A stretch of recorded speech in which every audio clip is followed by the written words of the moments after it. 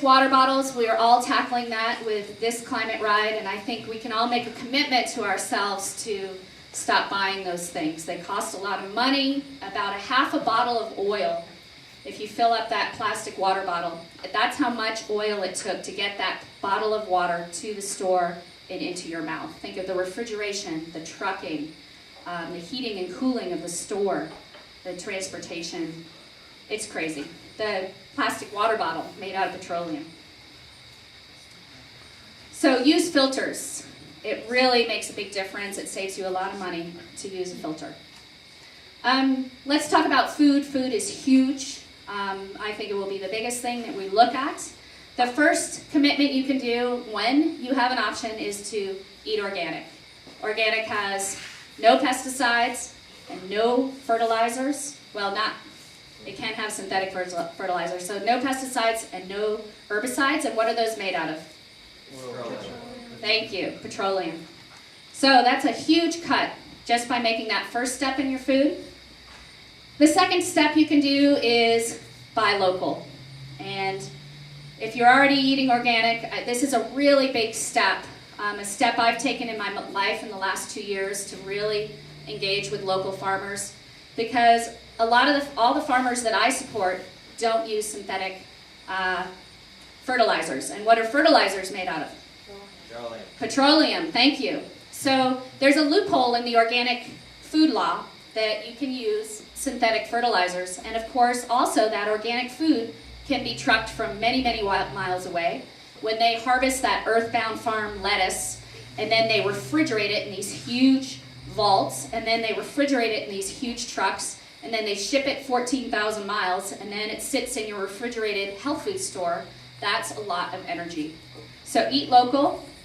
I've been learning to bake my own bread. I've been learning to can and freeze food so that I can have that food year round, because I live at 9,000 feet and not a lot of grows in the winter. But what I found is I actually started growing my own lettuces right here in my mudroom where all my skis used to be, and I've been able to produce food year round. Right now my tomato plants inside at 9,000 feet, it's already snowed, are 12 feet tall. So I feel like I'm making my own little experiment. I'm growing them in these little boxes called earth boxes. Meat. This was a real problem for me. I actually quit eating meat because of the environment years ago. But then I'm a biker and a skier, and I kept bonking.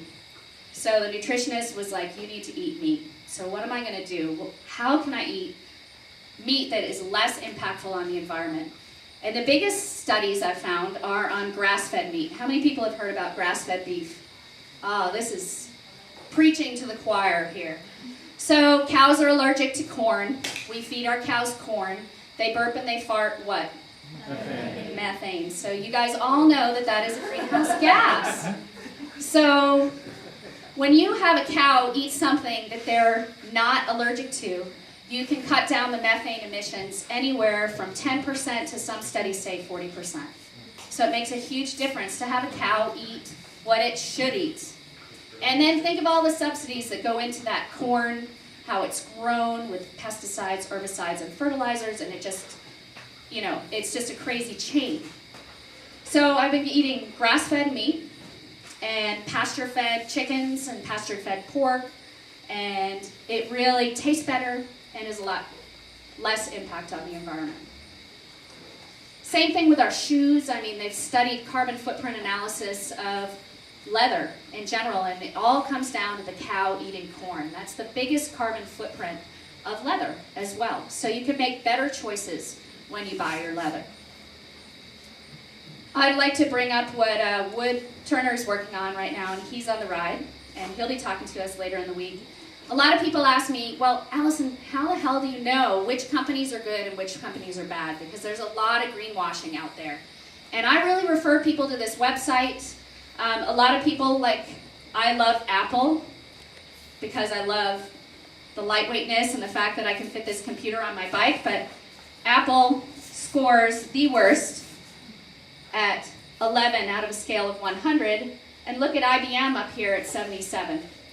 So if I wanted to make better computer choices, I would go to climatecounts.org, better clothing choices, better electronics, food, everything. Restaurant choices are all rated on here.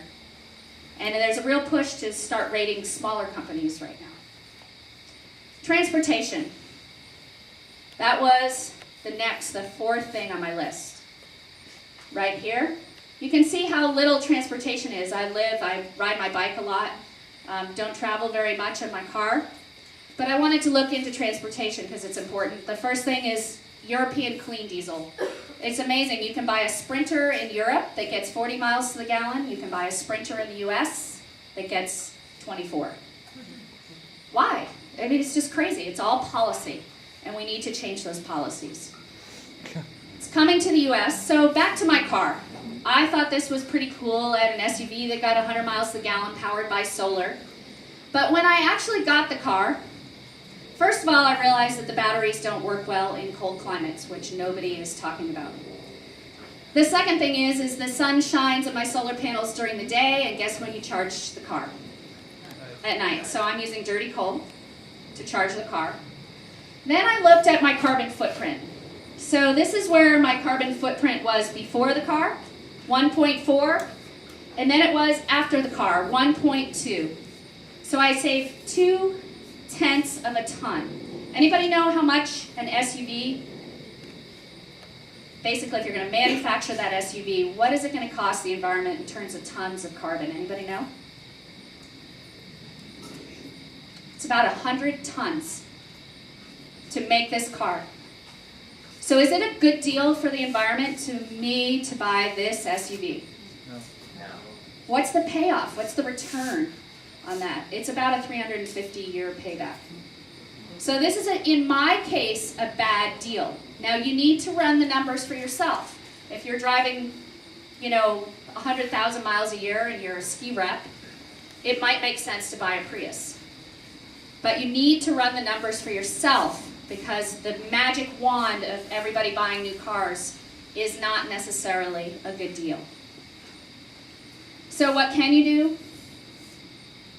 They're all pretty basic things.